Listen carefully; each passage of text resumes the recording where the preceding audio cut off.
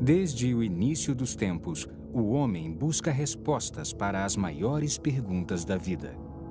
É um desejo ardente que leva nações e indivíduos a romper e conquistar todas as fronteiras que tem pela frente em busca do significado maior. A busca por respostas tem levado a raça humana aos confins da Terra e além. Mas, apesar de nossas maiores realizações, ainda resta uma e ainda não conquistada fronteira final: a morte e a vida depois dela.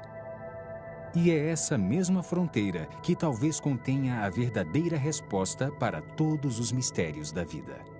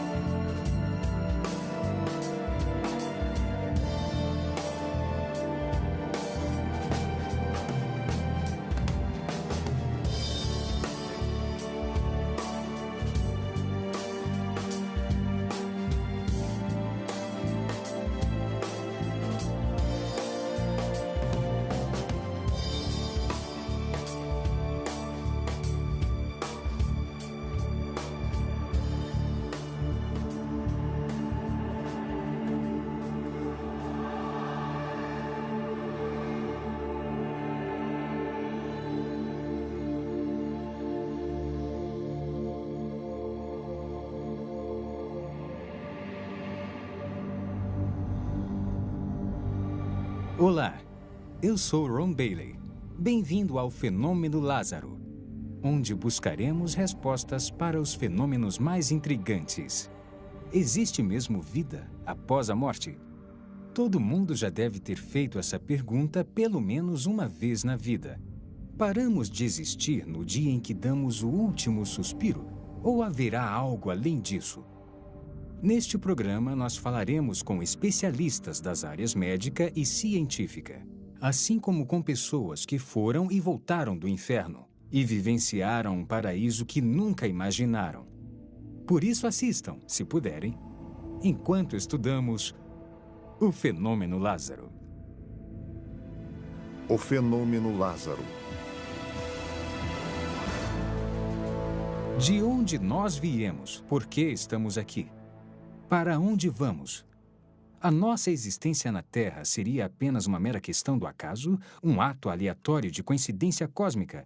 Ou existe realmente outro mundo além do que vemos? Desde o início dos tempos, a maioria das culturas demonstra sua crença na vida após a morte. Os antigos egípcios acreditavam que, ao morrer, eles também fariam uma viagem para outro mundo onde levariam uma nova vida. Por isso, pagavam grandes somas de dinheiro para terem seus corpos devidamente preservados, pois acreditavam que seriam submetidos a um teste do outro lado.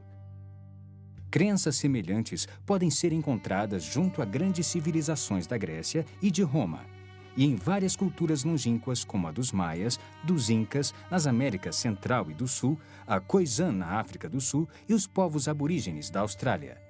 Mais tarde, em especial na Idade Média, a vida era dominada pelo medo dos demônios e o terror da maldição. Ao longo dos tempos, poetas e escritores interpretaram os ensinamentos de Jesus e o que os autores bíblicos escreveram sobre céu e inferno. Uma história em particular, narrada pelo próprio Jesus, era sobre o homem rico e Lázaro. Havia um homem rico que se vestia de púrpura e de linho fino.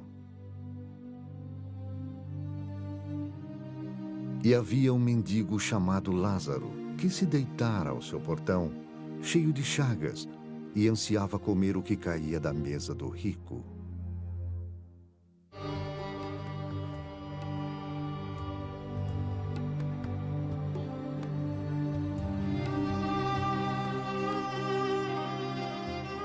Até os cães vinham lamber suas feridas.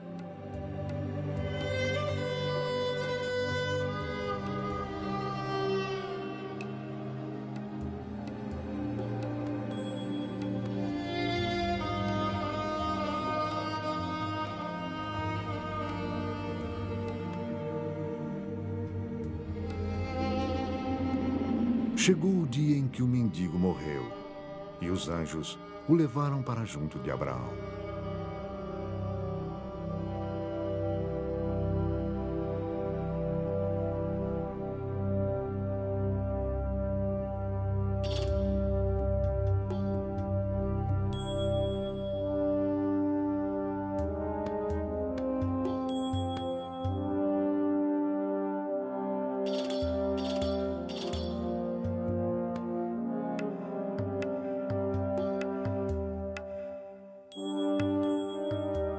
Agora, o homem rico se alimentava suntuosamente todos os dias, festejando e comendo a seu bel prazer.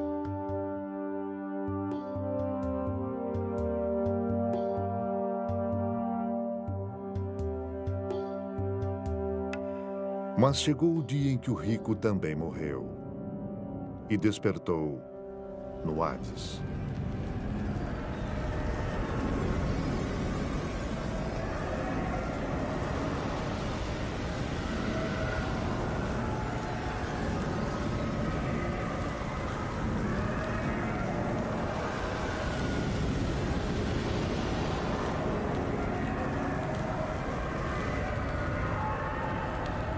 Enquanto era atormentado, ele olhou para cima e viu Abraão de longe, com Lázaro ao seu lado.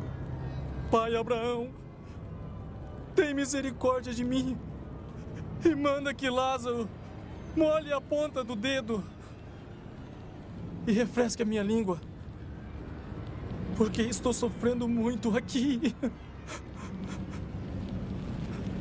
Meu filho, lembre-se que durante a sua vida você recebeu coisas boas, enquanto Lázaro recebeu coisas más. Agora ele está em paz e você em sofrimento. Além disso, entre você e nós há um grande abismo que ninguém pode atravessar. Abraão, mande Lázaro à casa de meu pai. Por favor, eu imploro. Eu tenho 5 irmãos. Não deixe que venham para este tormento. Seus irmãos podem seguir o que Moisés e os profetas pregam. É o bastante para que fiquem seguros. Isso não basta. Se alguém dentre os mortos fosse até eles, eles falassem, eles se voltariam para Deus. Se não ouvem Moisés e os profetas, tampouco se convencerão por alguém que surja dos mortos.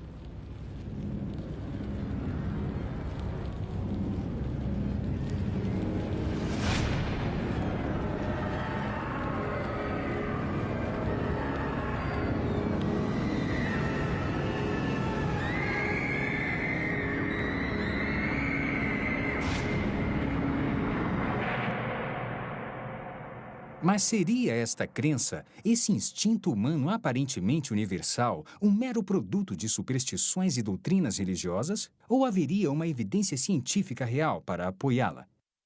Atualmente, estudiosos e religiosos estão muito divididos. Alguns falam de reencarnação, outros da assimilação pela força vital universal. Ninguém tem certeza de nada. Ou tem? Perto do fim do século XX, surgiu um fenômeno onde as pessoas relatavam experiências de quase morte, também conhecidas como EQMS, nas quais encontravam algum tipo de realidade após a morte. A medicina moderna começou a se referir a esses casos como o fenômeno Lázaro, por causa de um outro personagem bíblico que também se chamava Lázaro e que foi ressuscitado por Jesus 4 dias após sua suposta morte. Mas o que é uma experiência de quase morte? O Dr. Jeff Long nos fala. Bem, conforme o termo experiência de quase morte sugere, essas pessoas sofrem um episódio no qual ficam gravemente comprometidas fisicamente. Geralmente é um mal físico que ocorre de repente ou no final de uma doença crônica. As experiências de quase morte são rapidamente associadas à parada da função cardíaca ou da função respiratória, e com muita frequência a ambas. E devido aos 10 segundos depois disso e ao EEG, que mede a atividade elétrica cerebral, fica totalmente plana, é inexplicável do ponto de vista médico que essas pessoas tenham uma experiência consciente. Há muito mais provas de que ocorrem mais coisas nas experiências de quase morte, o que não se explica do ponto de vista médico. Há pessoas cegas, inclusive de nascimento, que têm experiências de quase morte e, para a maioria, são experiências visuais, fato que é totalmente inexplicável do ponto de vista médico.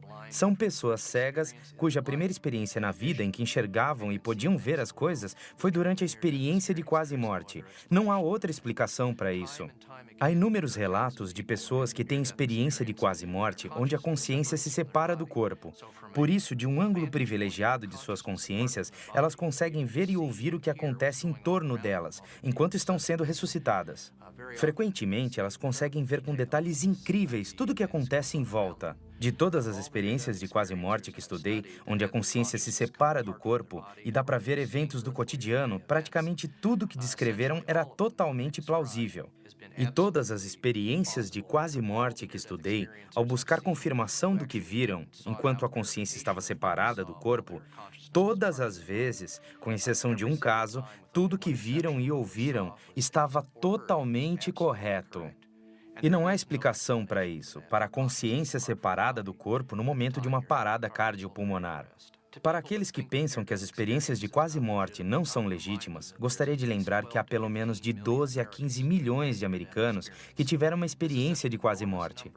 É um número significativo de uma experiência comum que afeta tanto a vida deles que não importa a causa da experiência de quase morte, nem as ideias sobre por que ela ocorre. Creio que não há dúvida de que, devido ao número de vidas afetadas, faz sentido estudá-la. É um fenômeno incrível e são muitas as implicações oriundas dele. Um dos médicos que vivenciou isto em primeira mão é o Dr. Melvin Morse, do renomado Hospital Infantil de Seattle. A experiência de quase morte é, de fato, a experiência da morte. Todos nós teremos essa experiência quando morrermos. A interpretação da experiência é controversa. No entanto, é um fato científico, e não um sistema de crenças de que teremos essa experiência quando morrermos. Houve 3 principais pesquisas importantes de experiência de quase morte nos últimos 15 anos. E todos os 3 estudos registram que essas experiências são reais e que acontecerão conosco quando morrermos.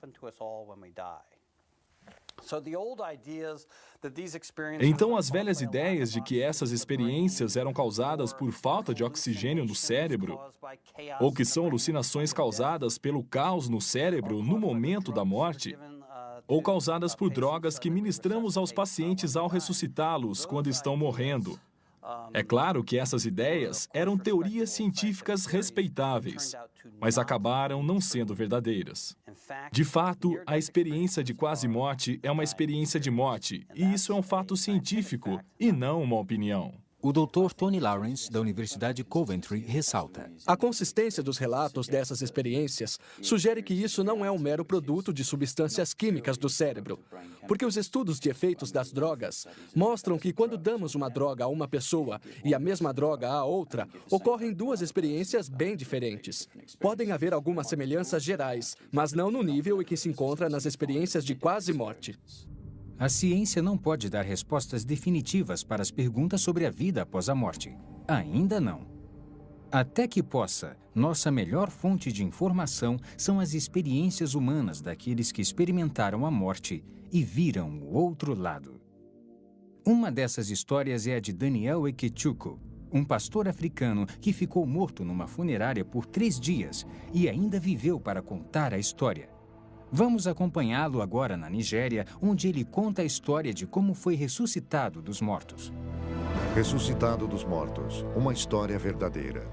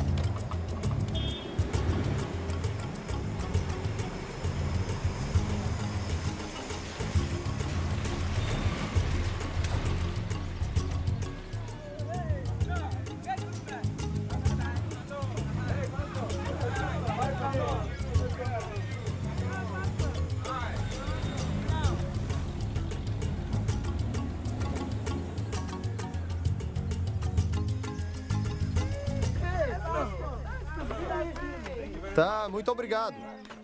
Olá, crianças, como vocês estão? O Natal para a família Ekechukwu sempre foi uma época de celebração. Celebração do nascimento de Cristo e do amor dos amigos e da família. Oi, pai. Oi! Trouxe um bode pro senhor. Mas desta vez, tudo foi diferente. Aparentemente, tudo parecia bem. Mas por dentro, Daniel estava fervendo de raiva e intolerância. Ele havia brigado com a esposa recentemente e ainda nutria um profundo ressentimento. Tive uma briga com minha esposa na terça-feira. E pus a culpa nela da pequena briga que tivemos. Na noite de terça-feira, ela bateu na minha porta e eu não quis abrir para ela. Então, na manhã de sexta-feira, ela tornou a bater na minha porta. Não abri. Na sexta de manhã, ela acordou e eu saí. Ela me deu bom dia, eu não respondi, não falei com ela. Fiquei quieto e saí na sexta de manhã. Ela me ofendeu, fez uma coisa errada, e eu fiquei zangado e irritado com ela. A raiva de Daniel o cegou tanto que ele nem viu o filho naquele dia. Mamãe! Sim, meu filho. Onde está o papai? Ele foi levar o bode pro vovô em Owerri. Quando o papai vai voltar? Logo, filho, vá brincar.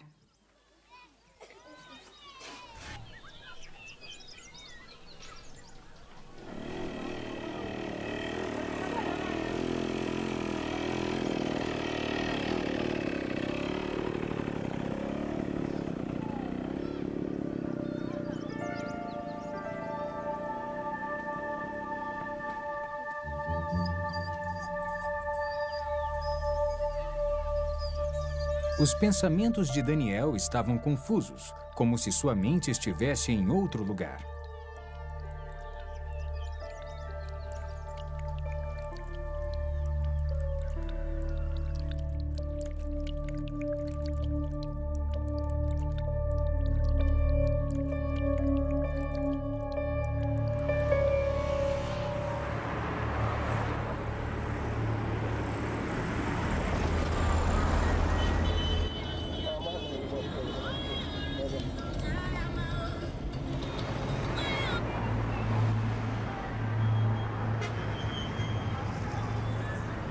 Conforme o sol começava a sumir, Daniel começou a correr, querendo chegar em casa. Ele ainda estava muito zangado.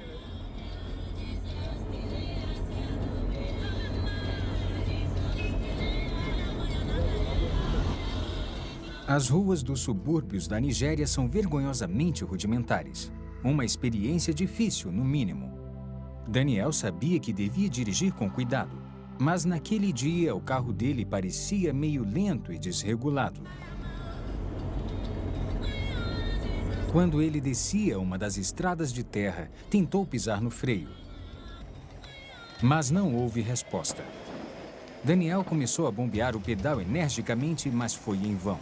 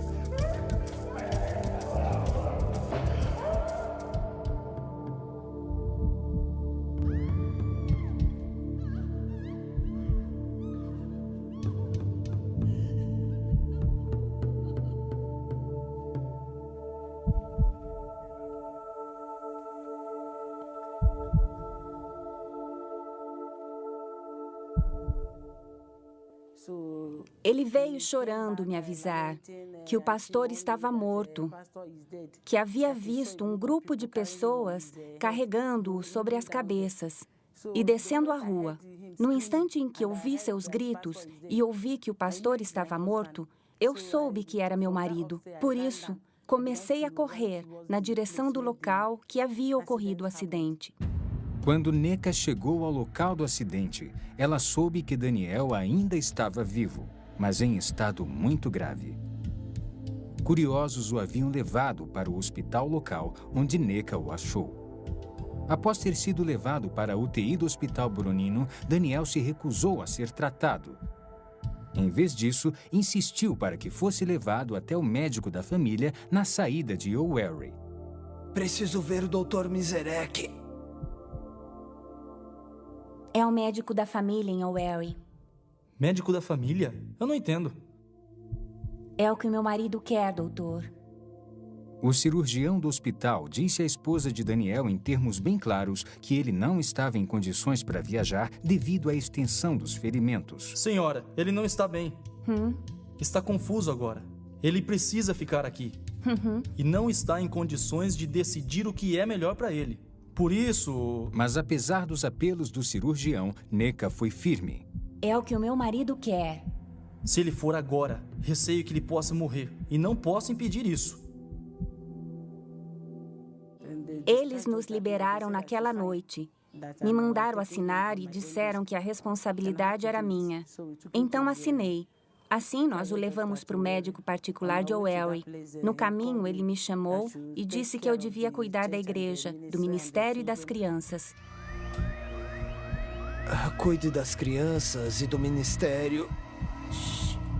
Não tente falar. Construir uma casa para você. Por favor, não fale. Alguns são chamados mais cedo e vão embora. Quando a ambulância que me levou do hospital com minha esposa estava em alta velocidade para me levar para um hospital melhor, então, de repente, eu tive algumas sensações. Olhei para cima e vi 2 anjos. Quando Daniel viu os 2 anjos, ele quis que sua esposa soubesse. Mas o anjo fez sinal para que ele ficasse em silêncio. Na mesma hora, o poder da fala de Daniel foi arrancado dele. Nneka começou a chorar, temendo que Daniel morresse. Os anjos seguraram Daniel pelos ombros e o ergueram para fora da ambulância. De repente, Daniel se viu em outro lugar com um dos anjos. Daniel, tenho muita coisa para lhe mostrar. Quando olhou, Daniel viu um lugar com uma multidão de pessoas reunidas. E a aparência era a mesma que os anjos.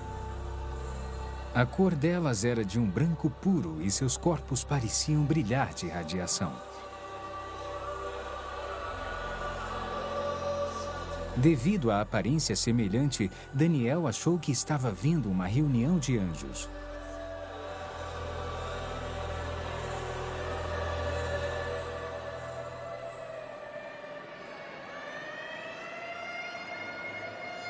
Enquanto isso, a ambulância corria para a Clínica Santa Eunice, em O'Wary.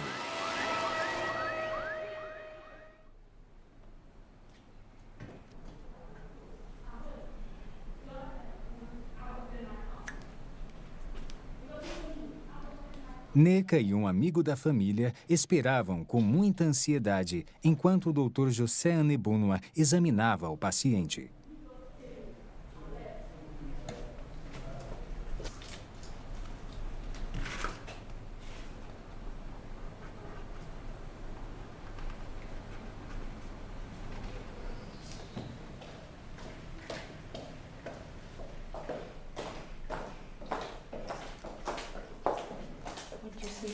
Onde está Neka?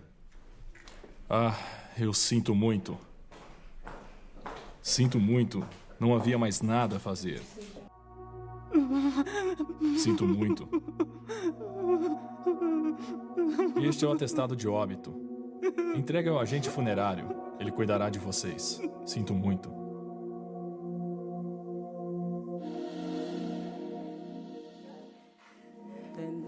Então, naquele lugar, o médico o examinou e descobriu que ele estava morto e que não estava mais respirando. Tudo havia parado. Devíamos ir embora e levá-lo para a funerária. Eu não pude acreditar. Eu disse não, meu marido não está morto. Ele não pode me deixar assim. Esta não é uma reunião de anjos, Daniel. É uma reunião dos santos.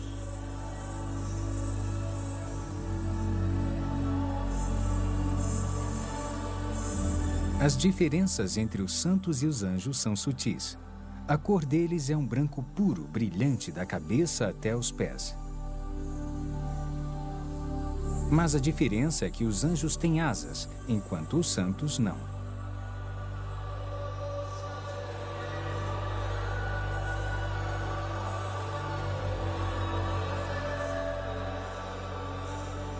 Os santos estavam adorando a Deus. Eles adoravam a Deus em uníssono e erguiam as mãos enquanto cantavam.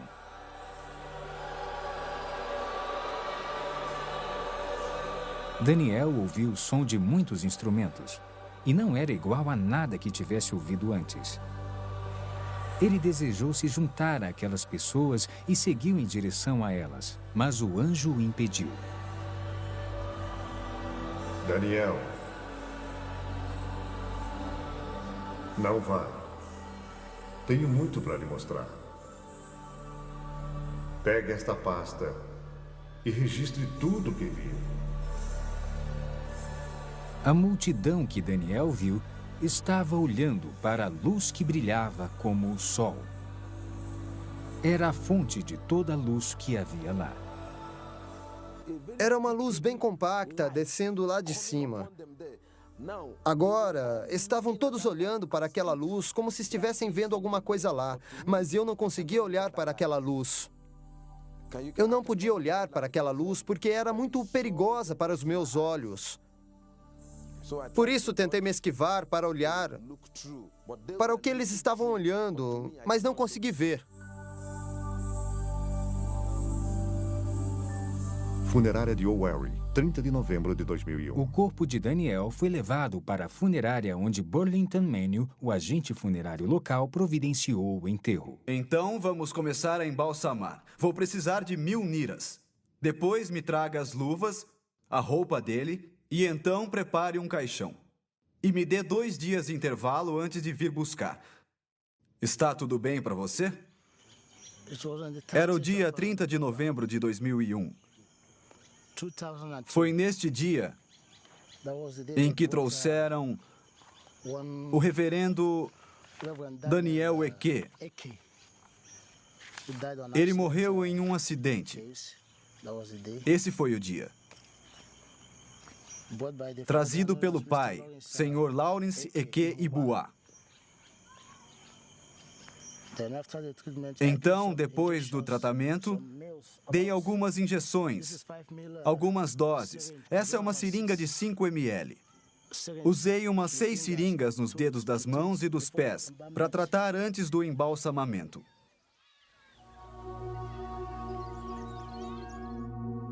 O dia 30 de novembro de 2001 foi uma data que ficou marcada para sempre no coração e mente de Neka Ekechukwu. Ela, de fato, se lembra muito bem.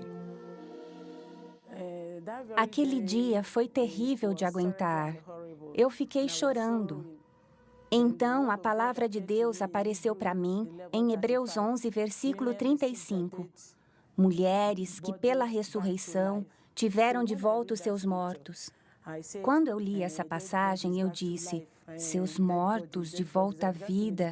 Comecei a meditar tudo sobre a palavra de Deus. Então eu disse, os mortos, meu marido é um dos mortos que ressuscitam. Preciso levá-lo para a vigília de Bonk para que ele ressuscite. Vamos visitar as mansões que Jesus preparou para o seu povo. Na mesma hora, Daniel estava em um novo lugar com mansões radiantes até onde a vista podia enxergar. Não se comparava a nada que ele conhecia na Terra.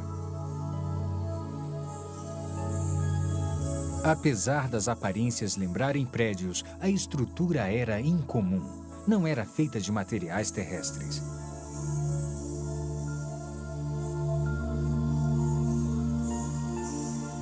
Elas pareciam estar vivas, se movendo. Daniel, Jesus terminou seu trabalho. As mansões estão prontas, mas os santos não estão prontos. Havia um som de linda cantoria e adoração, e parecia vir de toda parte.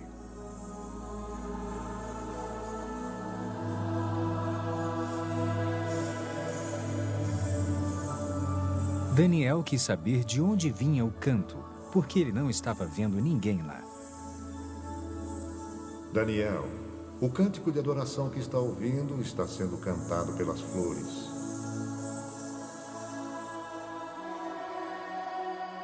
Quando olhou, Daniel viu as flores balançando em resposta à música. Parecia de fato que estavam batendo palmas, gritando e louvando a Deus.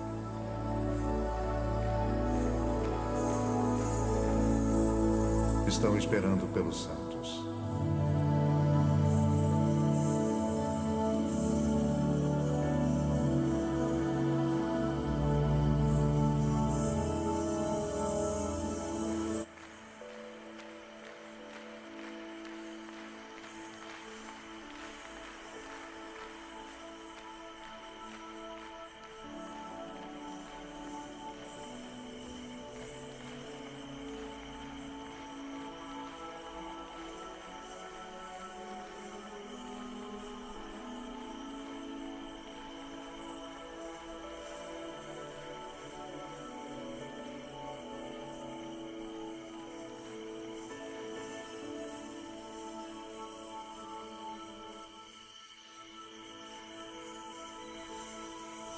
Tudo isso foi em torno de meia-noite, quando eu saí. Comecei a ouvir barulho por aqui. Fiquei imaginando se as pessoas da igreja estavam em vigília ou algo parecido. Continuei ouvindo cantorias, louvores, palmas. Fiquei pensando e decidi vir até a funerária.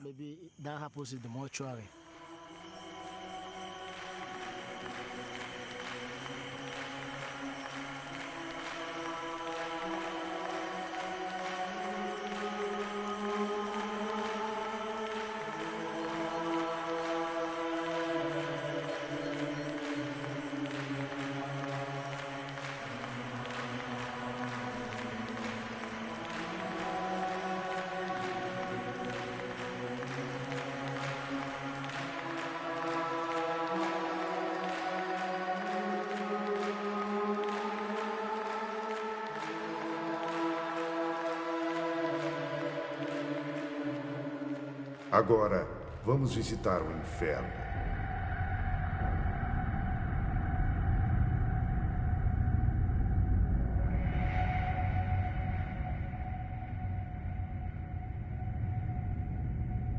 Dá para ver os portões do inferno?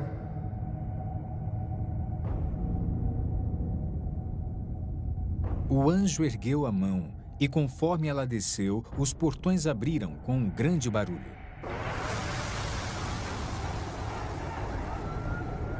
Daniel podia ouvir o choro e o lamento de muitas pessoas, mas não conseguia ver nenhuma delas.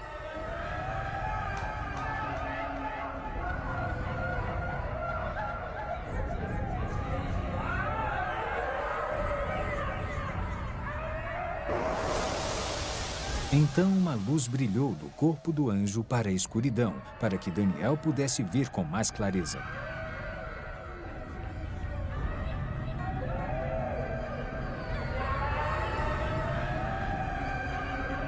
Havia muitas pessoas lá, mas ao contrário das almas do céu, a aparência delas era a mesma que haviam tido na terra. Havia pessoas de cada raça, cultura e nacionalidade. Cada pessoa parecia aprisionada em seu próprio tormento pessoal, um tormento que continuava pela eternidade, e não podiam se comunicar com as outras. Os sons de choro e lamento eram quase ensurdecedores.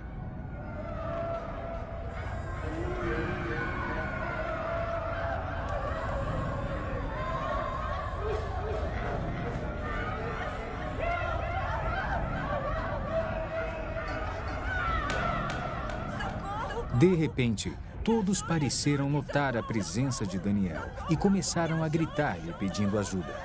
E chamavam apenas por Daniel, como se não pudessem ver o anjo.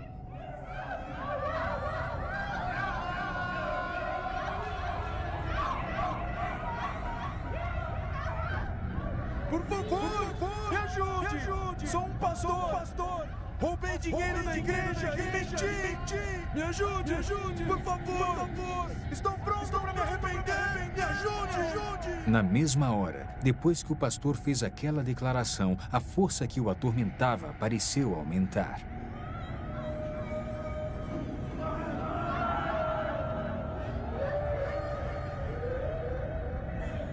As pessoas tinham carne, mas não sangue, e quase pareciam estar pegando fogo, embora nenhuma chama pudesse ser vista.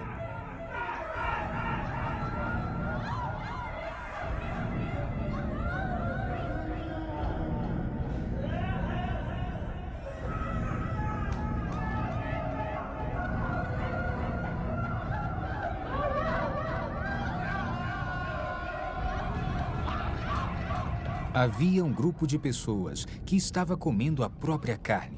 Elas vomitavam o que comiam e a carne crescia de volta. Isso continuava em um ciclo interminável de tormento.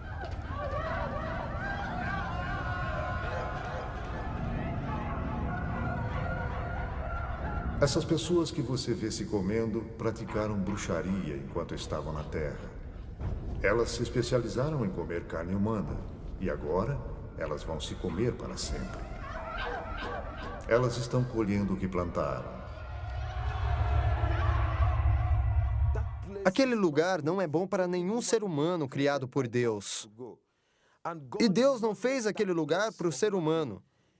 Fez para o diabo e seus agentes. Mas seres humanos teimosos que desobedecem a Deus como o diabo também irão para lá. Deus não tem a intenção de pôr nenhum ser humano no inferno. É um lugar perigoso e mortal. Ele o criou para o diabo e a sua gente. O que viria a seguir seria uma declaração surpreendente feita pelo anjo. Daniel nunca imaginou em sua vida que ele ouviria o julgamento. Daniel,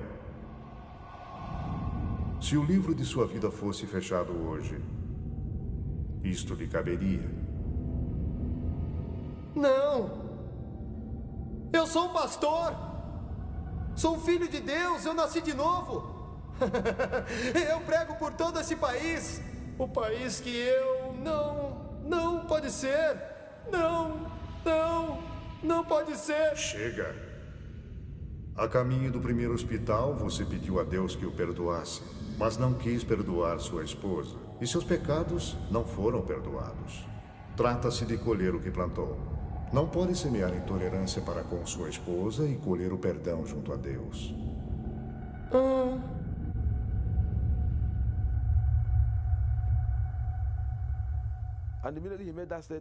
No instante em que ele disse aquilo, meu espírito me convenceu que o que o anjo havia dito, ou o meu julgamento, era verdade. Eu não disse não, porque me lembrei que havia brigado com minha esposa na quinta-feira. E na briga que eu havia tido com ela, eu a havia ofendido. Então, na noite de quinta-feira, ela bateu em minha porta. Não abri a porta para ela. Então, na sexta-feira de manhã, ela bateu de novo em minha porta. Não, na sexta de manhã, ela acordou e saiu. Ela disse, bom dia. Eu não aceitei. Não falei com ela. Fiquei em silêncio e parti na sexta de manhã. Entende o que eu fiz? Porque minha esposa me provocou. Ela me ofendeu, ela fez uma coisa errada e eu fiquei com raiva dela. Fiquei irritado. E não aceitei a sua saudação. Parti na sexta-feira. Quando estava voltando, sofri um acidente e morri. Por isso, o anjo me disse que minha esposa havia me oferecido a paz e eu não a perdoara, e me voltei para Deus e pedi que Ele me perdoasse. Ele não me perdoou e eu iria para aquele lugar. Então eu chorei, mas não disse não. Não recusei o julgamento. O julgamento era verdadeiro para mim, porque eu sabia que, no fundo, eu estava zangado com a minha esposa. Eu estava pensando no que fazer com ela. Pensei, minha esposa me esbofeteou, me bateu. O que vou fazer com ela? Fiquei pensando no que eu iria fazer. Por isso, no fundo, eu estava irritado e acredito que Deus estava julgando o meu coração. Ele disse que eu não havia perdoado minha esposa e não estava perdoado. Fiquei chorando, chorando e gritando sem parar. Só dizia, viu como destruía minha alma? Enquanto eu gritava e chorava, eu tive medo, as lágrimas cobriram meu rosto. Entrei em pânico porque aquele lugar não é bom para ninguém. E o modo como estavam as coisas, se Deus quisesse mesmo me mandar para o inferno, nada o impediria. Enquanto nós discutíamos, um grupo de pessoas, milhares de pessoas estavam sendo mandadas para o inferno.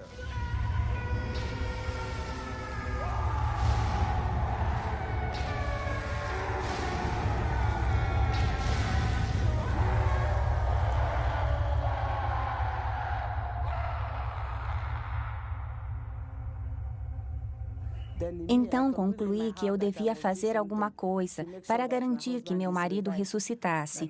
Eu acreditava que ele ressuscitaria se eu desse um passo de fé e alguma coisa boa resultasse disso. Papai? Papai?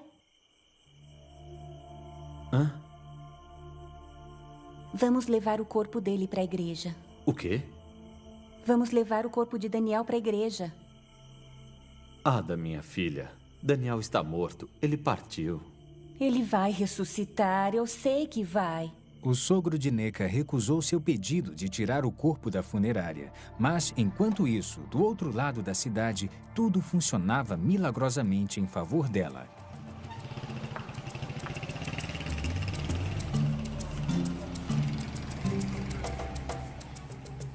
Entre 5:30 e 6 horas, saí de casa para o endereço do pai. E quando perguntei pelo senhor, o senhor Lawrence Ekei Boa, então eles me levaram até ele e eu pedi que tirassem o corpo que haviam levado para a minha funerária. Mas eles alegaram que o reverendo havia morrido em um acidente e que estava sangrando muito. Então eu pedi que levassem o corpo. Eu vi alguns sinais. Não sei o que há de errado com o corpo. Eu não quero que me assombre, porque esse trabalho é entediante, é perigoso.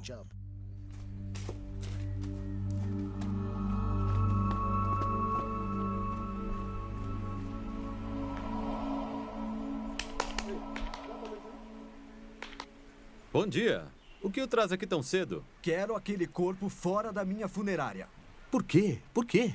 Aconteceram coisas na noite passada. Que coisas? O que aconteceu? Havia música vindo da sala dele. Ah, fique calmo. A música vinha da aldeia que estava festejando. O que isso tem a ver com os mortos? Não é isso. O que exatamente? Eu não sonhei, está bem? Havia música vindo da sala dele. Meu jovem, você bebeu ontem à noite? Eu não bebi nada. Tudo o que eu disse é verdade.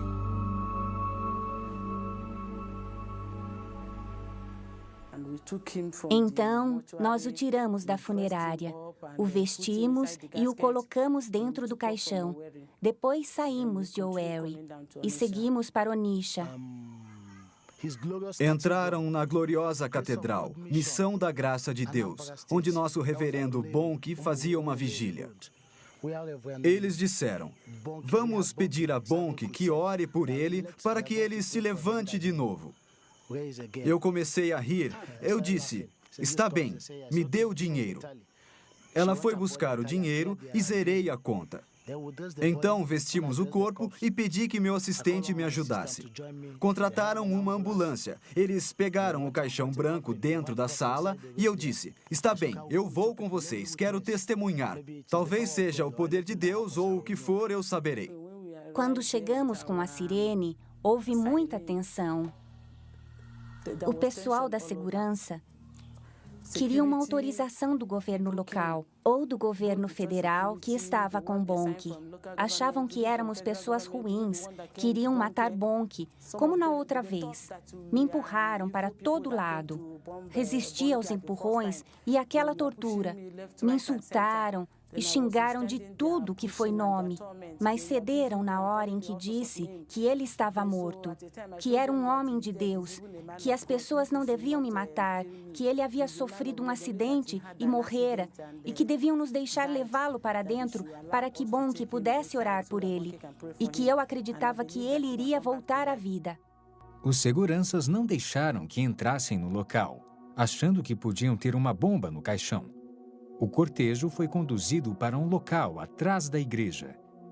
Daniel foi retirado do caixão e colocado sobre uma mesa.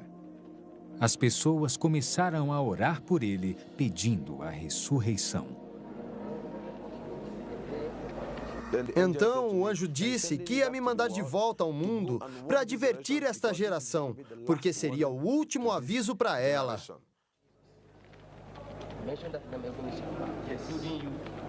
Com as orações, o coração dele começou a bater. A vida voltou em seu coração. Continuamos orando sem parar.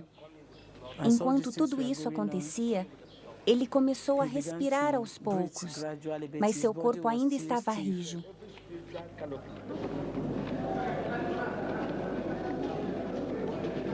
Eu me vi sendo segurado por muitas pessoas. Eu estava despido, só estava de calças. Tiraram a minha veste. Eu vi uma multidão, mais de 20.000 pessoas. Olhei para a esquerda e para a direita. As pessoas gritavam, choravam, algumas louvavam a Deus. Então eu olhei à minha volta, não conseguia entender o que estava acontecendo, porque para mim eu estava caindo e quando abri meus olhos, vi todas as mãos me segurando. As pessoas que estavam lá disseram que eu dei um pulo. Lá está o caixão. Mas já faz 3 dias que ele está aqui na funerária. É mesmo. 3 dias aqui neste caixão. Não dá para acreditar. Eu nunca vi uma coisa dessas. Eu vi a grande catedral. Era muito grande. Olhei em todas as direções e havia muita gente. Algumas gritavam, outras diziam caixão, outras diziam funerária, outras 3 dias. Eu não entendia o que estava acontecendo, porque para mim não havia se passado mais que 15 minutos. Por isso, não entendia por que estavam dizendo 3 dias. Para mim, não houve dia nem noite. Houve apenas aquele momento em que eu vivi.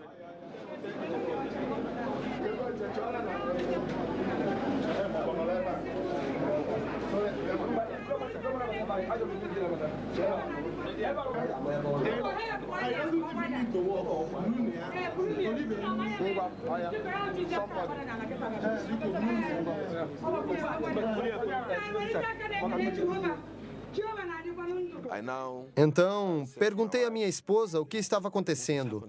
Ela me pediu para ficar quieto até chegarmos em casa. Eles me trouxeram para casa, este lugar com minha esposa. Quando entrei no quarto, era 2 de dezembro. Perguntei à minha esposa o que estava acontecendo.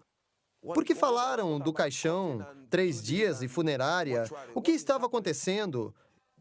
Então, minha esposa começou a olhar o meu corpo e onde haviam ejetado as drogas. Ela então me perguntou se eu sabia que eu morri. E este é o atestado de óbito. E quando eu saí da ambulância, eles foram ao hospital, onde o médico confirmou que eu havia morrido e que haviam usado o equipamento para verificar, como podem ver, verificaram o batimento cardíaco, tudo, pupilas. E de acordo com o médico, e após verificar tudo, ele confirmou que eu estava totalmente morto. Ele entregou a eles o atestado para que me levassem. Aqui diz, levar para a funerária. Relatos como esse causaram um enorme impacto no mundo, repercutindo entre os profissionais das áreas médica e científica. No passado, tais eventos eram vistos como alucinações, causados por hormônios produzidos pelo corpo durante um trauma, mas os especialistas não estão tão convencidos. As alucinações costumam ser experiências bastante desordenadas e não se comparam às ações organizadas e estruturadas que se tem na experiência de quase morte. No meu site da internet, faço a seguinte pergunta: sua experiência foi irreal de alguma forma? E fiz recentemente um estudo sobre isso. Os que viveram experiências de quase morte são enfáticos quando perguntamos diretamente: sua experiência foi real de alguma forma? E a resposta é um sonoro não. Nem chega perto de um sonho. Os sonhos saltam um pouco. Não costumam ter ordem nem estrutura. Com frequência, ele termina sem chegar a uma conclusão lógica na sequência dos eventos. Isso não acontece na experiência de quase morte. Ela é altamente estruturada e ordenada. Costuma ter uma parte inicial bem lógica e no final da experiência bem estruturada e ordenada, há um final também ordenado. E é quando a experiência termina. As experiências de quase morte não se parecem em nada com sonhos. Se você teve uma experiência de quase morte assustadora, não há dúvida de que quando tem essa experiência, isto o obriga a olhar para dentro de si mesmo. É uma coisa que abala a sua vida de forma avassaladora. Você precisa pensar: por que isso aconteceu? Isto é a realidade? Ela o obriga a entender o que é a realidade que acontecerá quando morrer. O Dr. Richard Kent, um médico aposentado, estuda a experiência de quase morte há muitos anos, viajando pelo mundo e escrevendo livros sobre o tema. Dos 300 casos que ele estudou, um total alarmante relata a existência de um mundo semelhante ao encontrado por Daniel Ikechukwu. É um lugar terrível e horroroso. Um lugar onde as pessoas estão apavoradas, assustadas. As pessoas, mesmo as que viram o inferno, até anos mais tarde, se horrorizam com o que viram lá. É um lugar de terror. Devo ter entrevistado mais de 300 pessoas que tiveram essas experiências. E todas elas mudaram dramaticamente. Suas vidas mudaram com essas experiências de quase morte. Não se pode afirmar isso quanto às alucinações. Estas simplesmente não são experiências transformadoras. Enquanto nas experiências de quase morte você se encontra com Jesus Cristo, ou vê o céu ou o inferno, elas são dramáticas, instigantes e quase invariavelmente a vida das pessoas se altera em função dessas experiências. Pessoalmente, também devido ao fato de que os relatos de quase morte são tão semelhantes, não apenas entre si, mas também com a Bíblia, acredito que sejam eventos reais e que as pessoas estão descrevendo eventos reais. Quando você lê um jornal, fica sabendo de uma pessoa que teve um tipo de experiência de quase morte, deixando seu corpo e atravessando um túnel e indo para um lugar de luz. São só aqueles que chegam perto, que reconhecem Jesus Cristo. Eles o descrevem como tendo quase 1,80 m de altura, uma luz radiante, uma quantidade tremenda de luz saindo do corpo dele, do rosto, do peito, dos braços e também das pernas. Não é apenas a aparência de Jesus. É o fato de sentirem a presença de muito amor. Muitas pessoas dizem que nunca se sentiram assim, que nunca sentiram totalmente cercadas de um amor tão poderoso assim. É um amor incrível. Apesar das pesquisas científicas esclarecerem bastante o assunto, apenas aqueles que experimentaram a realidade da vida após a morte são os que podem nos dar uma ideia do que acontece quando morremos. Como Ian McCormick, um neozelandês. Ele passou por uma experiência transformadora em consequência de seu fantástico encontro com a morte e a vida depois dela. Fato ou ficção? Você decide. Depois de ver o próximo episódio. Uma breve visão da eternidade. Uma história verdadeira.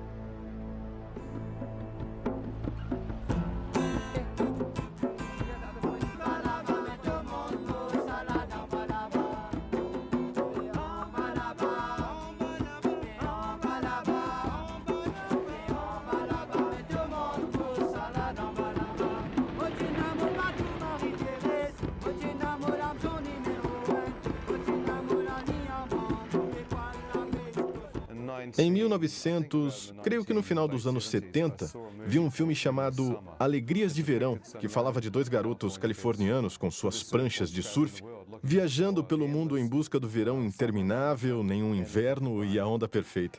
Ele me conquistou e eu pensei, esse sou eu.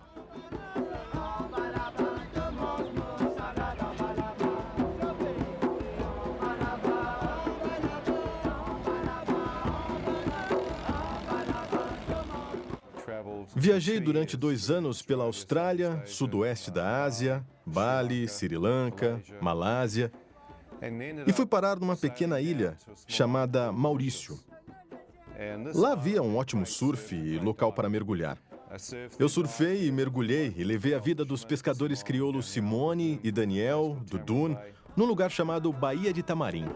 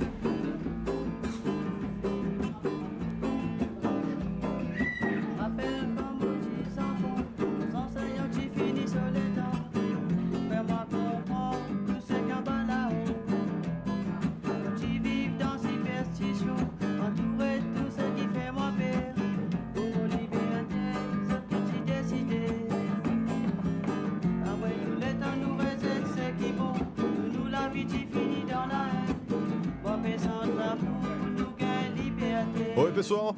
Ei, espere, Ian. Vamos mergulhar essa noite? Mergulhar essa noite? É. O tempo não está muito bom. Está sim. Está bem.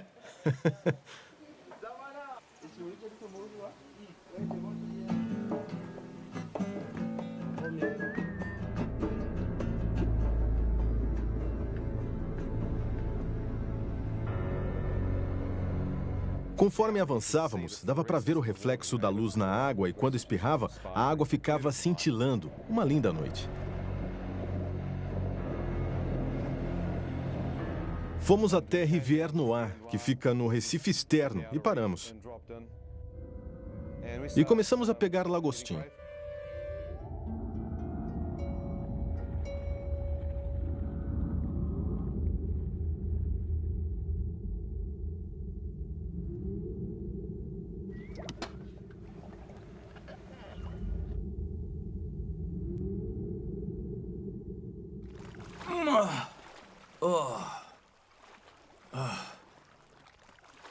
Que bichinho é esse? Se isso é o melhor que se consegue, eu vou voltar para Nova Zelândia. Ei! Ei, não faça isso. Por que não? Vai acordar os tubarões. Não se preocupem.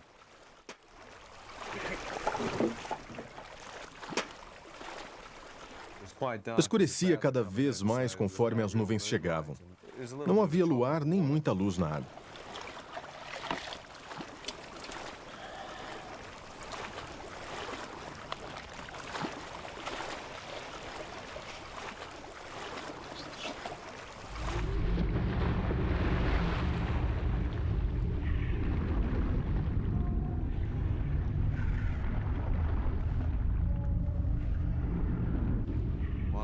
Quando mergulhei na ilha onde aprendi a fazer o mergulho noturno, costumava mergulhar no Recife externo. Enquanto mergulhava, olhei com a lanterna de mergulho para que os caranguejos e os lagostins aparecessem. Com a lanterna, podia cegá-los. E aí era fácil pegá-los.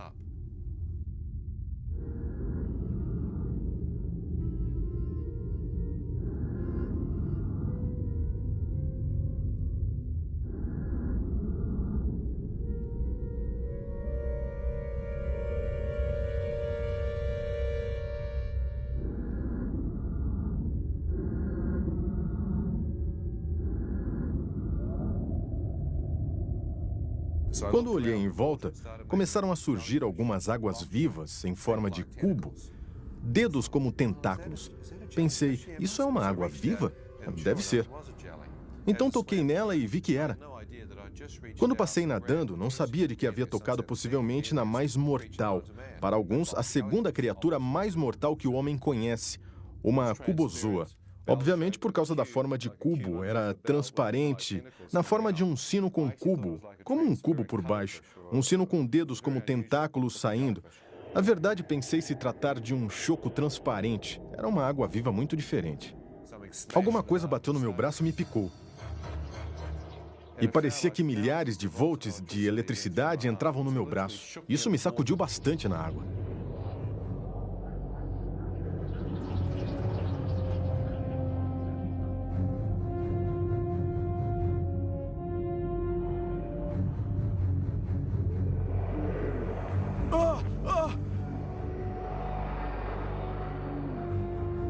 Conforme eu nadava para sair, era picado por outras.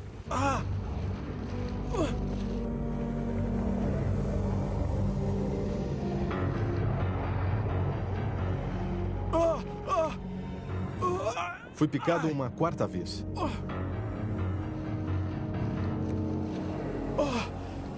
Ei, o que foi? Ei, Ian, o que foi? O que foi, Ian? O que aconteceu? Vamos tirá-lo daqui, vamos tirá-lo! Depressa, vamos! Venha, me ajude! Vamos tirá-lo! Com mais força, pessoal, me ajudem! Rápido, depressa! Vamos tirá-lo daqui! Rápido, me ajudem aqui! Vamos, pessoal! Pra lá, vamos! Pro barco, vamos! Ajuda aqui, tragam para o barco! Vamos! Isso! Puxa! Vamos, suba! Força, vai, agora! Isso aí, Ian, vamos!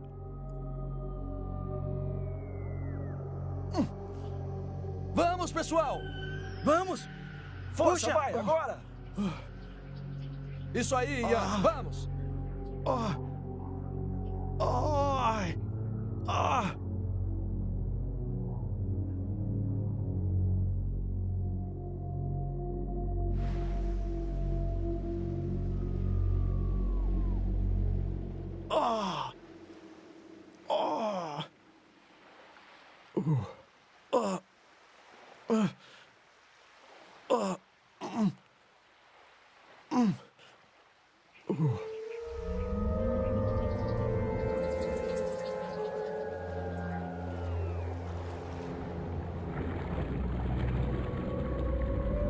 Meu braço direito ficou paralisado e arrastando na água quando fui atingido uma quinta vez. Enquanto sentia a dor, pensei, o que foi que eu fiz para merecer esse tipo de castigo ou revide? Veio uma avalanche de lembranças de coisas que eu havia feito de errado na vida, e lá estava eu pensando, bem, não adianta pensar nisso. Se mereço ou não, estou morrendo. É melhor tentar me manter lúcido.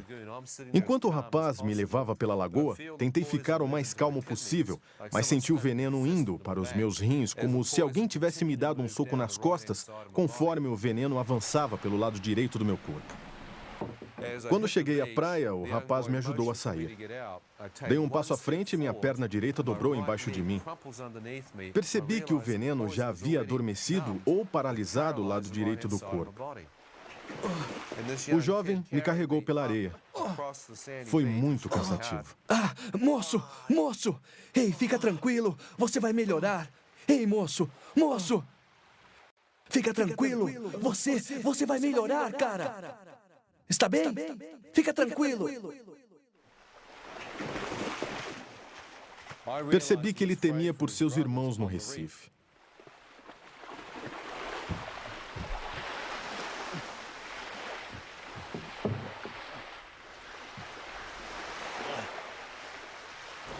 Me deitei no chão.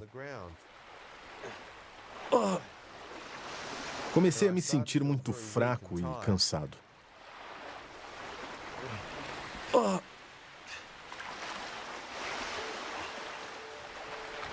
Senti que meus olhos começavam a se fechar e, conforme isso acontecia, ouvi uma voz me dizer, filho, se fechar os olhos, nunca mais acordará. O quê? Quem disse isso?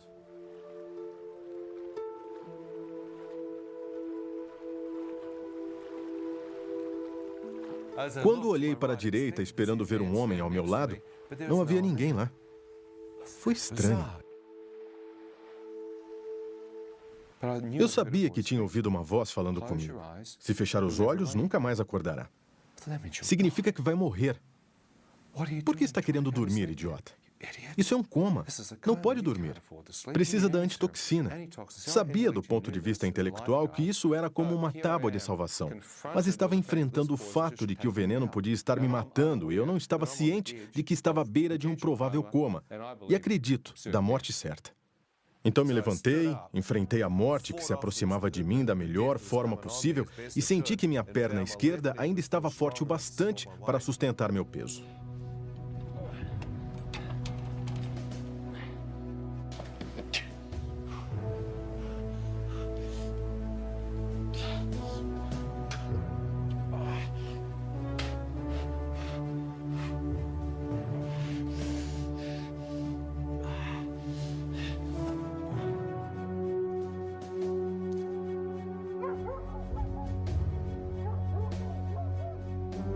Andei por algum tempo e coloquei meu peso no lado esquerdo do corpo e me encostei na estrada para esperar ajuda.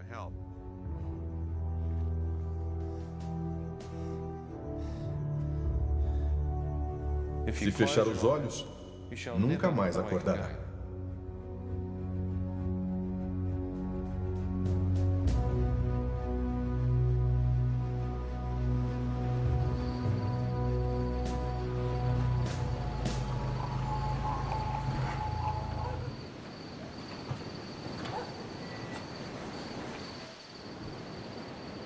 Ei! Como vão? Tudo bem? E aí? E aí? Onde estão os clientes? Já acabou? Ei, olha aquele cara! Um surfista bêbado de novo. Ei, me ajudem! Por favor, me levem para o hospital. Você tem dinheiro? Tenho.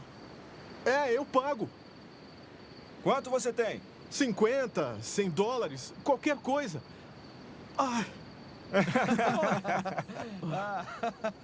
Vocês bebem demais.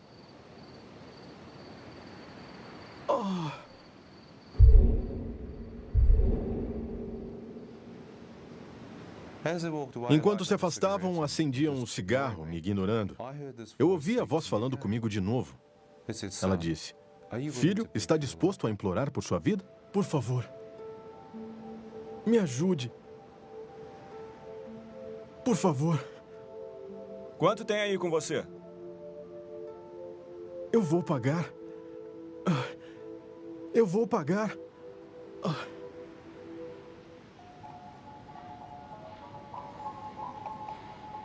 Como pretende me pagar? Não se preocupe, eu vou pagar, eu prometo. Onde está hospedado? Estou num bangalô, na Baía de Tamarim. Está bem. Vou deixá-lo na Baía de Tamarim. Espere. Hospital. Você não tem dinheiro. Eu vou deixá-lo lá. Por favor.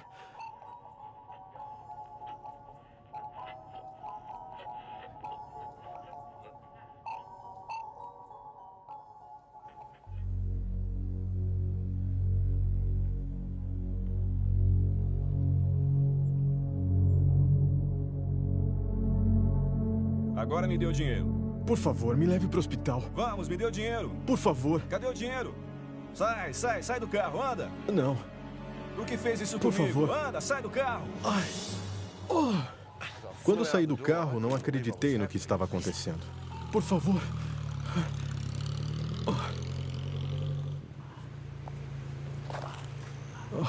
Enquanto fiquei lá deitado, podia ouvir a voz familiar de outro pescador da aldeia, o Daniel. Ian, o que aconteceu? Água viva! Me picou! Água viva? Água viva! Vou levá-lo pro hotel. Ele me pegou em seus braços e me levou até o hotel. Os chineses haviam fechado o bar e ao lado da piscina estavam sentados jogando mahjong e bebendo uísque.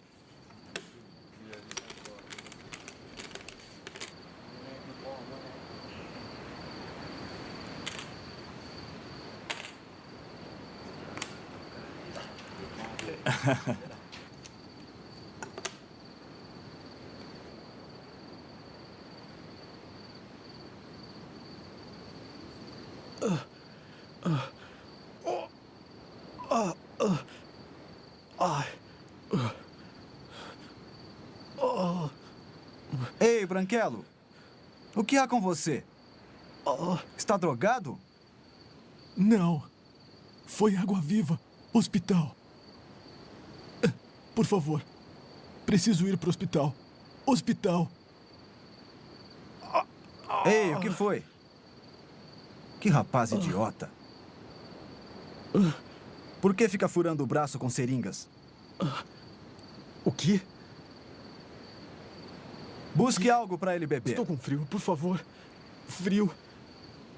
Preciso de um cobertor. Esses caras pensam que eu sou viciado em drogas e estou quase morto.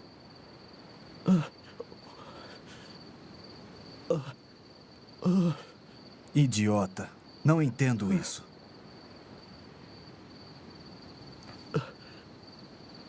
Frio. Muito frio. Me ajude.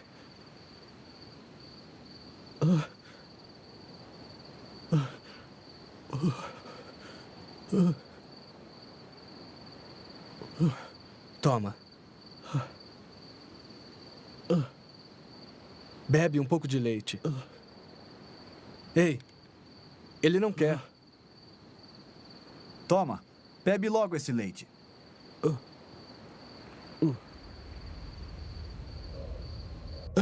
Me leva para o hospital no seu carro, por favor. Me leva no seu carro. Não. Fica aí esperando a ambulância se quiser. Ele quer ir no meu carro. Olhei para o outro lado. Sabia que se olhasse para ele, perderia a cabeça. Pensei comigo mesmo, se eu sobreviver a isto, você já era chinês. Ora, eu estava furioso. Olhei para o outro lado, pensando no que ia fazer com ele se eu sobrevivesse. E vi Daniel surgindo de repente, correndo em minha direção. Para minha surpresa, uma ambulância estava chegando no estacionamento. Depressa, andem. Foi picado por uma água-viva. Vamos logo. Como? Água-viva? Está tudo bem, Ian. Tudo bem. Não se preocupe, não se preocupe. Você vai ficar bem.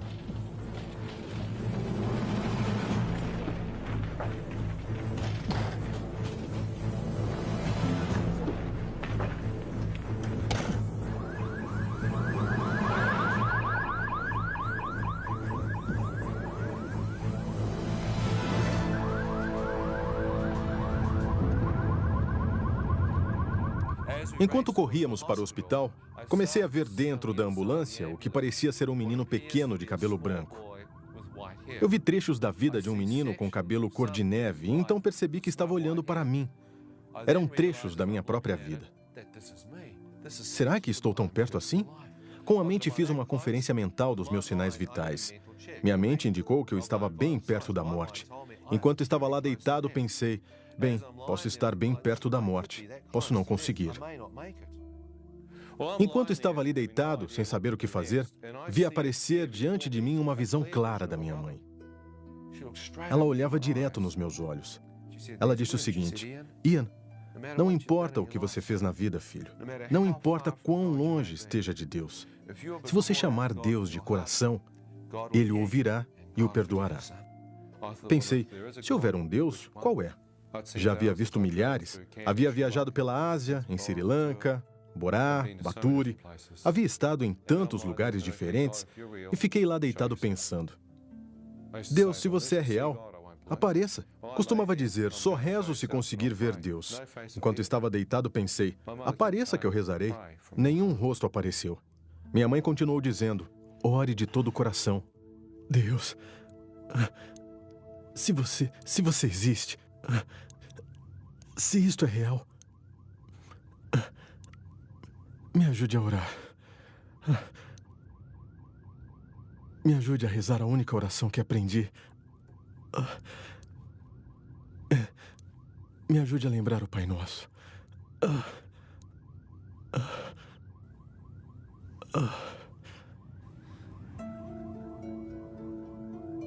Ao dizer isso, as palavras começaram a surgir diante dos meus olhos. Perdoai-nos as nossas ofensas e pecados. Pensei, como é que Deus pode me perdoar? É tarde demais. Fiz muitas coisas erradas.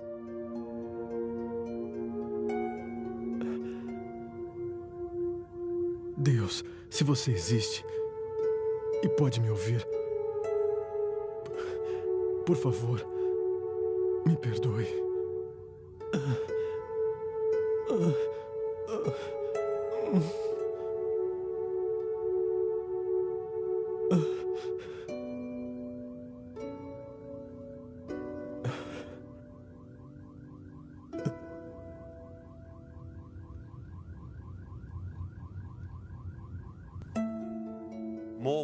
Surgiram mais palavras.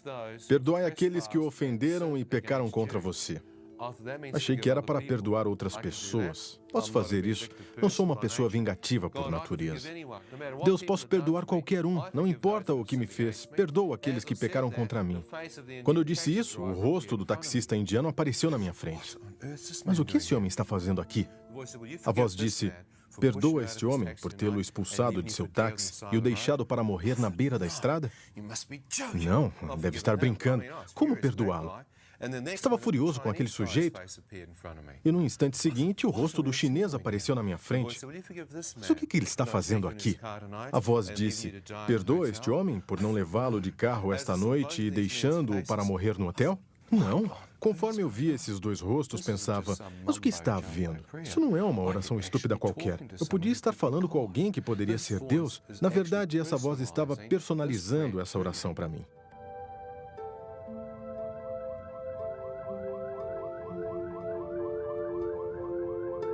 Deus, se puder me perdoar pelos meus pecados,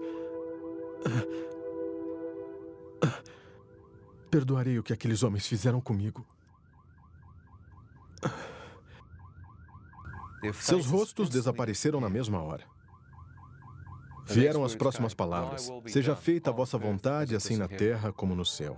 Vossa vontade? Eu tinha minha própria vontade. Então eu disse: Deus, preciso saber qual a sua vontade. Mas se me ajudar a passar por isso, eu buscarei, acharei e o seguirei, honrando-o todos os dias da minha vida. Quando eu disse isso, todo o Pai Nosso apareceu diante de mim. E pela primeira vez na minha vida, tive uma revelação total do que significava. Venha a nós o vosso reino, seja feita a vossa vontade. E fiquei lá deitado sentindo uma paz incrível. Sabia que de alguma forma aquela oração havia mudado completamente o levantar, o sentar e o ajoelhar repetitivo da liturgia. Eu orava de verdade no meu eu interior.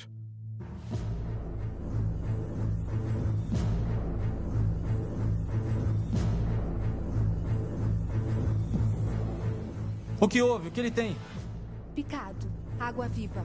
Água viva? Senhor, consegue me ouvir? Enfermeira, busque a antitoxina. Vamos, vamos, depressa.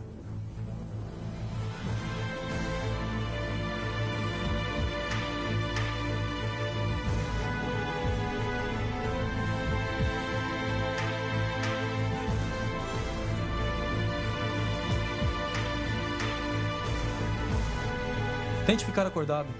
Apliquem a antitoxina para o veneno.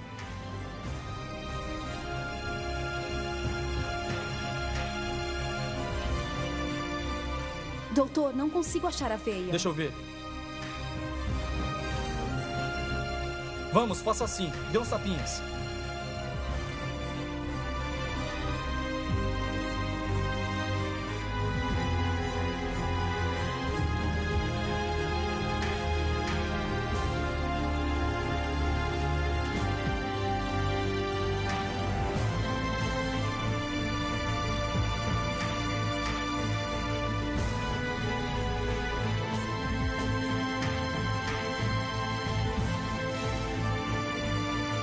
É tudo o que podemos fazer por você no momento. Lute, combata o veneno, tá?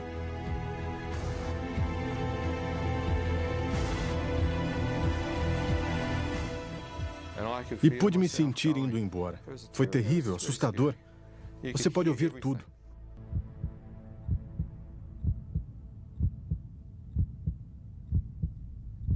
Enquanto estava lá deitado e ouvia os médicos à minha volta com enfermeiras e enfermeiros, senti que era muito difícil manter os olhos abertos. Eu não conseguia mantê-los abertos. Eu me lembro de fechá-los e pensar, vou descansar por alguns instantes e então tentarei de novo.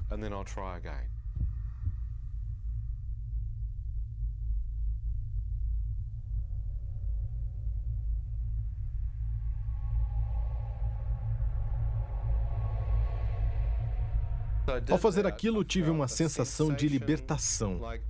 A batalha para ficar vivo terminara.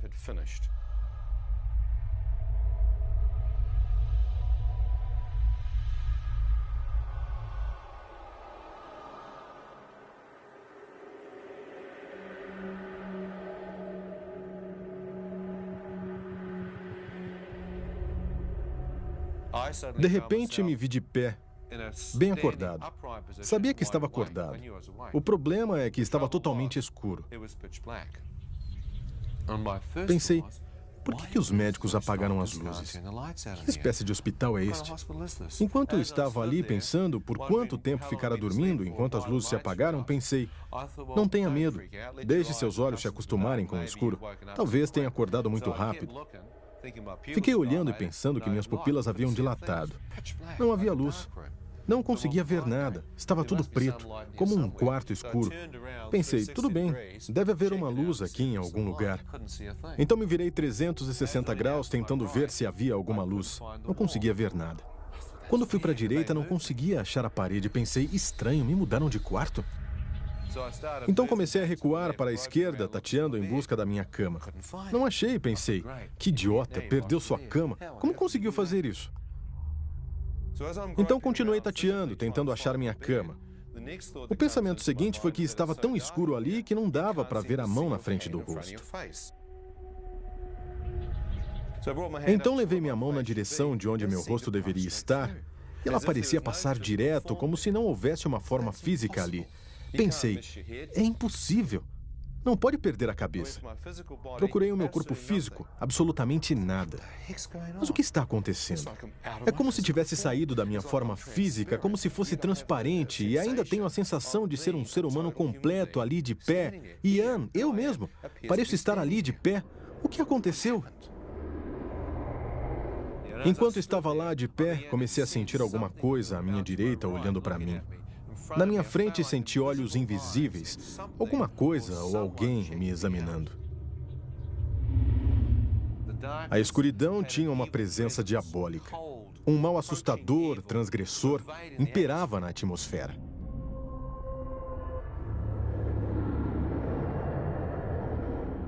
Onde estou? Cale-se!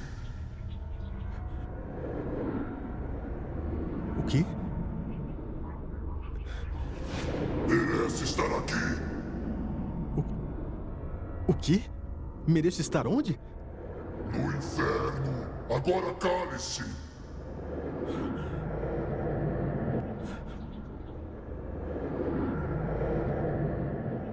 Enquanto estava ali, vendo que poderia estar mesmo no inferno, um facho de luz radiante invadiu a escuridão acima de mim. Quando a luz tocou o meu rosto, senti uma incrível presença me envolver e todo o meu corpo parecia se elevar do chão e ser transportado para essa luz radiante. Enquanto estava sendo levado por ela, pude ver que ela vinha de uma forma circular bem acima de mim. Senti um rastro de poeira sendo arrastado em direção a essa luz. Enquanto era levado em direção a ela, pensei, isto é real? Olhei para trás, por cima do meu ombro, e bem abaixo de mim, pude ver a escuridão. Ainda sem entender o que era aquela luz, comecei a me mover em direção à abertura, entrando nela. Ao ser arrastado pela abertura, pude ver que havia um túnel.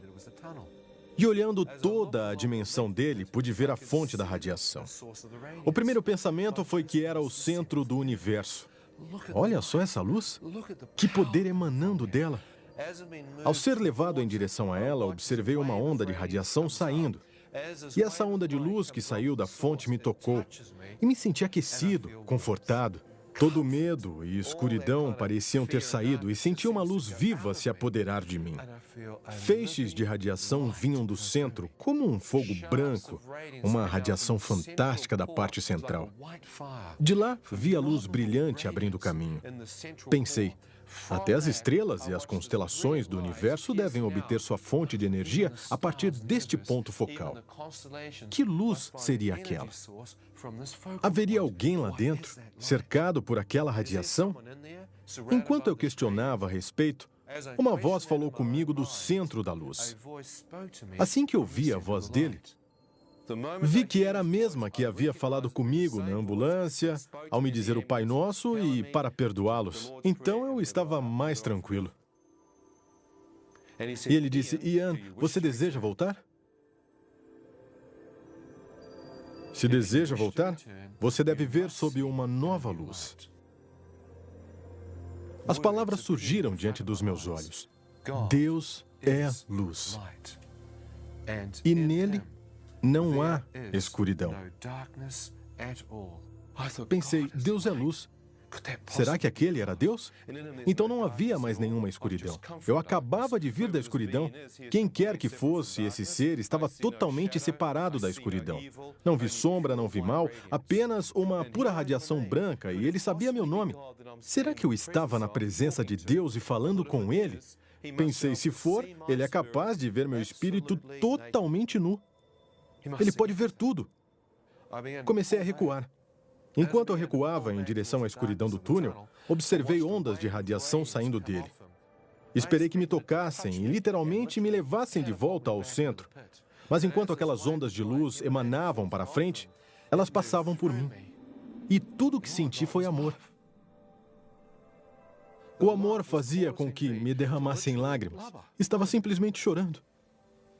Podia sentir aquela aceitação vindo. Eu disse, Deus não pode me amar. Eu o amaldiçoei. Mais amor. Eu disse, tenho cometido, meu Deus, pecados. Tenho dormido por aí, usando drogas e mais. Conforme o amor aumentava cada vez mais, eu revelava o que sabia ser as coisas mais imorais da minha vida. Quando a luz se abriu, vi que bem no centro havia os pés descalços de um homem. Em torno dos tornozelos, uma veste branca ofuscante. Ela não era de tecido, mas de luz. Depois de ver aquilo, comecei a levantar o rosto e ver o peito do homem e seus braços estavam esticados, com a veste branca ofuscante, como se me recebesse. Quando olhei, eu soube que estava diante de Deus. Foi uma...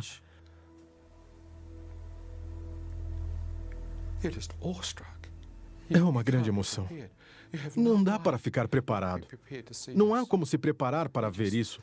Eu apenas fiquei parado em total admiração. Quando olhei em direção da cabeça dele, seu cabelo era de um branco radiante. Do seu rosto parecia haver luz brotando em ondas, emanando de todo o seu rosto. Não dava para ver os traços desse rosto porque a luz era 10 vezes mais brilhante que toda a luz que havia visto e estava emanando do seu rosto. Comecei a caminhar em direção a ele. Tive vontade de ver seu rosto. Saberia que Deus era...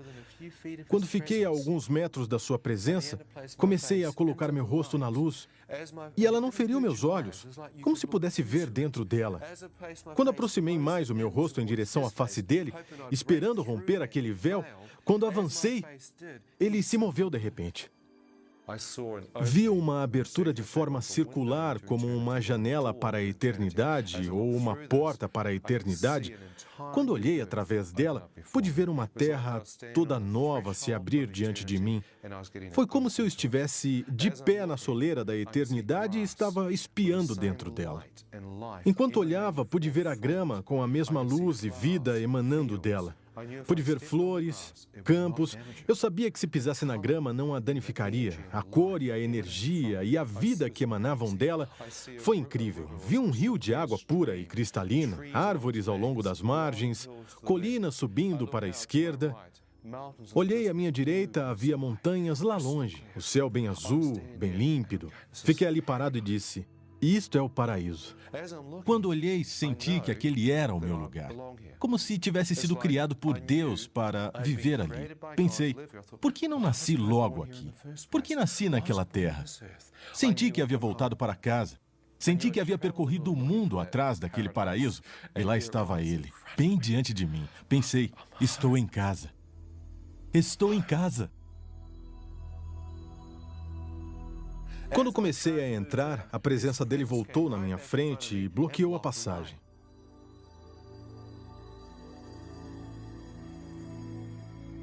Ele me fez a pergunta, Ian, agora que você viu, você deseja entrar ou deseja voltar? Deus, eu não sou casado, não tenho filhos.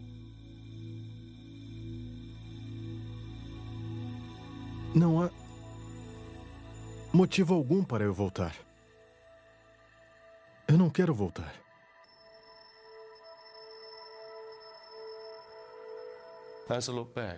Quando olhei para trás, para minha surpresa, Deus me mostrou uma pessoa que me amava. No instante em que vi minha mãe bem atrás de mim, eu chorei. Pensei que não só havia mentido para Deus, como havia alguém que me amava. E pensei, se morri e isto está mesmo acontecendo, e eu entrar neste paraíso, na presença de Deus, será que minha querida mãe saberia que seu filho incrédulo havia orado naquela ambulância, se arrependido dos seus pecados, entregado sua vida a Deus, e que Deus havia escutado esse jovem e o convidado a entrar no paraíso? Pensei que minha mãe acharia que seu filho havia ido para o inferno. Pensei que receberia um telegrama ou um fax dizendo, seu filho morreu ontem à noite, quer que ele seja enviado num caixão ou as cinzas num jarro.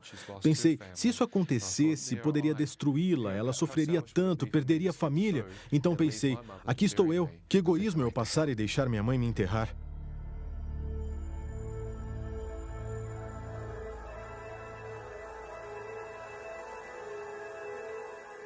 Eu quero voltar.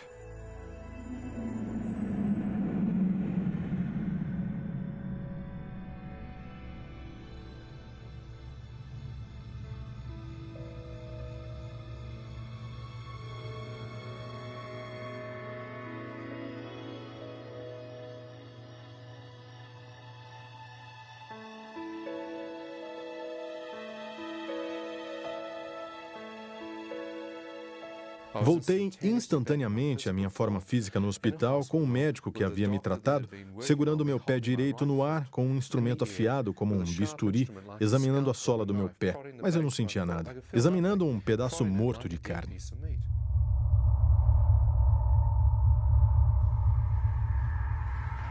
Enfermeira! Ouvi a voz de Deus interrompendo meu pensamento. Ele disse, filho, eu lhe devolvi a vida. O quê? Acabo de ver Deus? O que houve aqui? Senti uma vibração de força passar por mim. Foi como uma baixa voltagem de eletricidade. Vi que todo o meu corpo começava a sentir de novo e em algumas horas estava totalmente curado.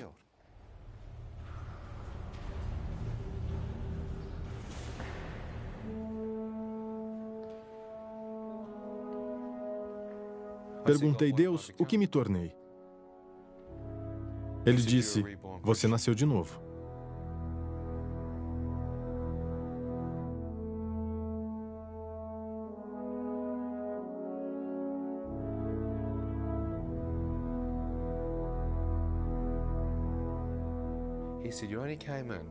Ele disse, você só saiu porque seus pecados foram perdoados, e o sangue de Jesus o lavou. O sacrifício de Jesus Cristo redimiu seus pecados. Ao sair de sua presença, você se tornou branco como a neve. Eu disse que ele chegou para o lado.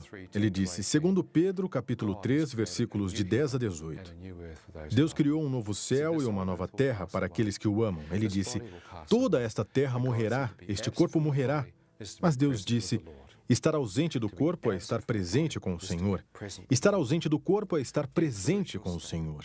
Morte, onde está o teu aguilhão? A morte foi tragada. Como? Pelo poder da ressurreição de Jesus. O aguilhão da morte é o pecado, mas o dom gratuito de Deus é para aqueles que se arrependem de seus pecados. Seus pecados serão perdoados e eles terão vida eterna. Viver é Cristo, morrer é lucro. Quem eu tenho além do Senhor? Ele disse: uma nova terra e um novo céu, e uma nova Jerusalém descerá do novo céu sobre a nova terra, e não haverá mais doenças, nem sofrimento, nem morte, nem guerra, e nós habitaremos com ele por toda a eternidade. E há um rio de vida jorrando do trono de Deus, e aqueles que beberem dele terão a vida eterna. Sabe, é muito fácil mesmo ir para o céu. A Bíblia fala em nascer de novo, receber Jesus em seu coração, receber o Espírito Santo no coração e simplesmente virar uma nova criação. Essas são palavras técnicas, mas é mesmo muito simples. Você só precisa fazer uma pequena oração para o Senhor, pedindo que Ele entre em sua vida, aceitá-lo como Senhor e que Ele morreu por nós. E então, você irá para o céu. É simples assim. Jesus disse que você pode se converter. Na Bíblia, diz que podemos ser salvos. Jesus falou em nascer de novo. Isso aconteceu comigo há 26 anos e mudou a minha vida na época.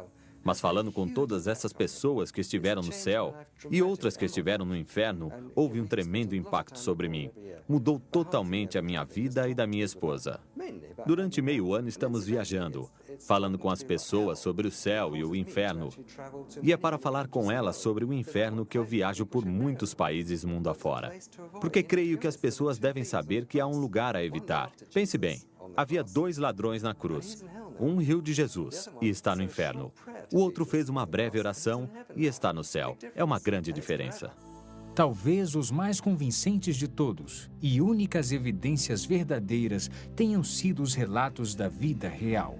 Histórias como a de Daniel Ekechukwu, que vimos hoje, e a de Ian McCormick mudaram para sempre nossa ideia da morte e da vida depois dela. Deus, demônios, um reino das trevas, um reino de luz. Fato ou ficção? É você quem decide. E não importa qual seja a escolha, baseada no que você viu, uma coisa está bem clara: o que nós fazemos na Terra ecoará por toda a eternidade. Eu sou Ron Bailey. Muito obrigado por assistir ao Fenômeno Lázaro.